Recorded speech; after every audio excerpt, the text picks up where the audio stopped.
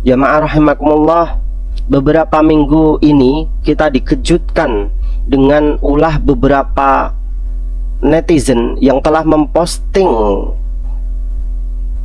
keseharian para pejabat yang pamer dengan hartanya. Mereka adalah para pejabat-pejabat tinggi dari Kementerian Keuangan, di mana gaya hidup mereka sangat mewah-mewah karena gaji yang mereka terima dari negara sangat tinggi dengan tunjangan yang lebih dari ratusan juta menurut beberapa versi yang ada dalam pemberitaan nasional. Jamaah rahimakumullah, yang mengejutkan adalah beberapa dari mereka ada yang memiliki rekening sampai atau saham atau keuangan lebih dari ratusan miliar rupiah, padahal gaji mereka taruhlah misalkan 100 juta per bulan misalkan. Jika dikalikan dalam waktu 1 tahun ada berapa, kemudian dalam waktu 10 tahun ada berapa, tidak akan sampai harta itu sampai ratusan miliar seperti itu. Kemudian dari manakah harta itu? Dan kenapa mereka harus pamer harta mereka? Bahwa secara manusiawi kita semuanya sebagai manusia biasa memang mencintai harta, dan itu sudah digariskan oleh Allah Subhanahu wa taala dalam Al-Qur'anul Karim. Kalla bal tuhibbunal ajilah, dalam surat Al-Qiyamah ayat 20, kemudian dilanjutkan dengan ayat 21, wa tadharunal akhirah. Kalla tidak, bal tuhibbunal ajilah, kalian itu berusaha untuk cepat-cepat dalam menginginkan kehidupan yang bahagia, padahal kalian watadarunal akhirah, dan kalian melupakan akhirat. Padahal dunia ini hanya sementara. Jika memang kita itu bahagia paling nggak ada 50 tahun lamanya. Bergelimang harta itu akan meninggalkan kita jamaah. Watadarunal akhirah, kita melupakan esensi kehidupan yang ada dan yang kekal, yaitu akhirat. Dalam surat yang lain juga Allah menyebutkan, Al-Fajr 20, wa tuhibbunal mala hubban jamma, kalian itu mencintai harta, sangat-sangat mencintai. Kalian pamer-pamerkan harta itu kepada masyarakat, padahal masyarakat itulah yang telah menggaji kalian sebagai seorang PNS, sebagai seorang abdi negara. Saya pun abdi negara. Saya mempunyai moralitas yang tinggi. Sebagai abdi negara, kita tidak boleh bergelimang harta, memamerkan harta kita kepada masyarakat yang telah mengucurkan keringat untuk bekerja. Sebagian harta mereka kita ambil untuk pemasukan negara, sementara kita yang telah mengambil dari pemasukan negara itu sebagai gaji kita, sebagai makanan kita sehari-hari, sebagai mencukupi kita kepada keluarga kita, kemudian kita pamerkan harta kita ini di mata masyarakat. Ini loh harta saya, mobil yang sangat mewah, rumah yang sangat besar, anak-anak yang gaya-gaya dengan motornya yang besar.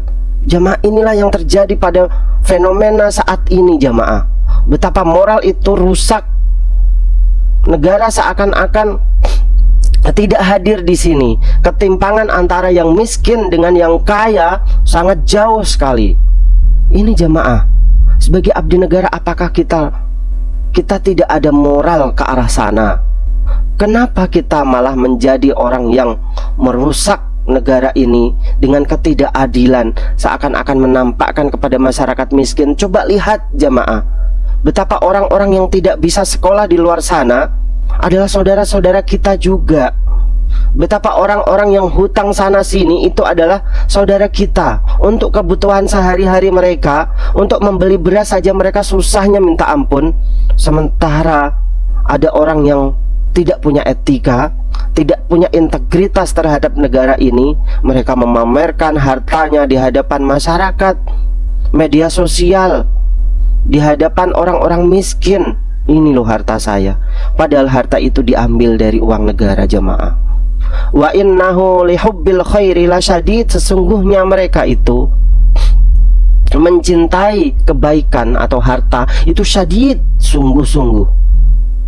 Jamaah rahimakumullah, bermewah-mewahan haram hukumnya, di mata Rasul Shallallahu Alaihi Wasallam. Saya ingin mengetengahkan dalam kisah ini, dalam ceramah hari ini, tentang kesederhanaan yang dimiliki oleh Rasul Shallallahu Alaihi Wasallam.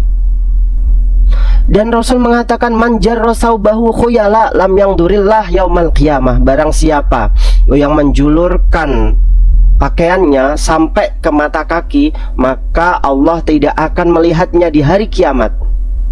Orang yang sombong ketika waktu itu adalah orang yang dapat membeli pakaian yang baik-baik, bagus-bagus dari sutra, memanjangkannya sampai ke lutut. Ini adalah versi orang-orang zaman dahulu. Maka orang-orang seperti itu tidak akan dilihat oleh Allah Subhanahu wa ta'ala. Naudzubillah. Sekarang bagaimana konteks itu kita tarik ke zaman sekarang? Bagaimana orang-orang memamerkan hartanya dengan mobil yang mewah, rumah-rumah yang indah, glamor dengan pakaian-pakaiannya, beli baju-baju yang branded atau tas-tas yang harganya ratusan juta, dipamerkan ke media sosial. Maka orang itu yakinlah tidak akan dilihat oleh Allah Subhanahu wa ta'ala. Naudzubillah. Orang itu tidak akan mendapatkan ampunan Allah Subhanahu wa ta'ala. Mereka akan berada di neraka jahanam. Ingat itu, para pejabat-pejabat yang suka memamerkan hartanya. Ingatlah, harta kalian adalah harta rakyat, bukan harta kalian yang kalian kumpulkan sendiri. Tidak. Man labisal harir, dalam ayat yang lain, dalam hadis yang lain, Rasul juga menyebutkan, man labisal harir fid dunya lam yalbishu yaumal qiyamah. Barang siapa yang memakai harir, pakaian yang terbuat dari rajutan sutra, maka Allah tidak akan memberinya pakaian nanti di akhirat nanti berupa pakaian yang dari sutra juga. Mereka glamor di dunia, yakinlah mereka tidak akan bisa glamor di akhirat. Padahal kehidupan dunia jika dibandingkan dengan akhirat ini seperti halnya dalam hadis yang lain, seperti halnya ketika kita mencelupkan jari-jari kita ke lautan, kita ambil tetesan-tetesan inilah yang namanya dunia, sementara lautan yang luas masih membentang di sana. Itulah akhirat. Jauh lebih banyak dan lebih kompleks daripada dunia ini. Jamaah rahimakumullah. Inilah yang ingin saya sampaikan pada para jamaah, karena saya juga abdi negara yang mempunyai moral terhadap para orang-orang miskin. Kalau memang kita mempunyai harta, silahkan, kewajiban kita untuk mendermakan harta itu ke hadapan masyarakat kita. Jangan memperkaya diri sebagai seorang pejabat. Jangan karena memang ada jabatan kemudian kita selewengkan untuk memperkaya diri. Selagi kita bisa memiliki harta itu, kita miliki sebanyak-banyaknya. Haram hukumnya orang-orang seperti itu. Neraka jahanam orang-orang seperti itu. Nauzubillah min dzalik. Wala tamuddanna ainaika ila ma matta'na bihi azwajan minhum zahratal hayatid dunya linaftinahum fi wa rizqu rabbika khairu wa abqa. Dan janganlah kamu kemudian tujukan kedua matamu seakan-akan kita melihat mereka dengan keglamoran orang-orang seperti itu kepada apa yang telah kami berikan kepada golongan-golongan tertentu itu sebagai bunga kehidupan dunia. Mereka hanya diberikan bunga kehidupan dunia kecil daripada kehidupan di akhirat yang sangat banyak sekali.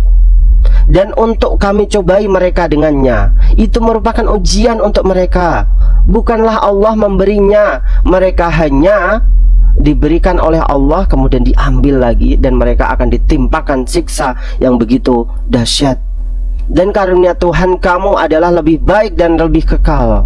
Surat Toha 131. Artinya maka kekekalan itu hanyalah di akhirat, jamaah. Ketika kita menghadap Allah, ketika kita bersemayam di tanah yang sangat sempit sekali. Oke, hari ini kita mempunyai harta yang begitu banyak, rumah yang begitu besar. Apakah rumah itu kemudian kita tinggali ketika kita mati nanti? Tidak.